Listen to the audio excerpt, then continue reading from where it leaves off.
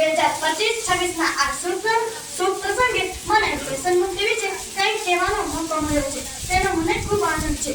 આપણે જાણીએ છીએ કે વ્યસન એક ખૂબ બુરી આદત છે, આપણા જીવનને બરબાદ કરી નાખે છે, જેવા કે તમાકુ, દારૂ, ગુટખા, સિગરેટ જેવા વ્યસનો શરીરને અંદરથી ખોખલું કરી નાખે છે. તેનાથી ફેફસા, હૃદય અને લીવરને ગંભીર નુકસાન પહોંચાડી શકે છે. વ્યસન કરનાર વ્યક્તિ માત્ર પોતે જ નહીં, પોતાના પરિવાર અને સમાજને પણ નુકસાન પહોંચાડી શકે છે. આજે નાના બાળકો પણ વ્યસનોનો શિકાર બની રહ્યા છે. તે ખૂબ દુઃખદ બાબત છે. આપણે સૌએ ભેગા મળીને તે બધીને દૂર કરવી પડશે અને શાળામાં વ્યસન મુક્તિ વિશે જાગૃતિ ફેલાવીએ અને મિત્રોને સમજાવીએ કે વ્યસનોથી દૂર રહેવું કેટલું જરૂરી છે.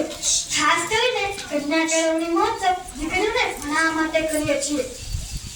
એક શિક્ષિત દીકરી પોતાના પરિવાર અને સમાજમાં વ્યસન મુક્તિનો સંદેશો પહોંચાડી શકે છે. નારી શક્તિ એ સમાજમાં સકારાત્મક પરિવર્તન લાવી શકે છે.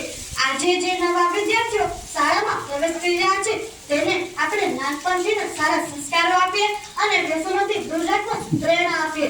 ચાલો આપણે સૌ પ્રતિજ્ઞા લઈએ, આપણે પોતે ક્યારેય વ્યસન નહીં કરીએ અને બીજાને પણ વ્યસનોથી દૂર રાખવા પ્રેરણા આપીશું. યાદ રાખો, વ્યસનમુક્ત જીવન એ સુખી અને સ્વસ્થ જીવનનો પાયો છે. અસ્તુ.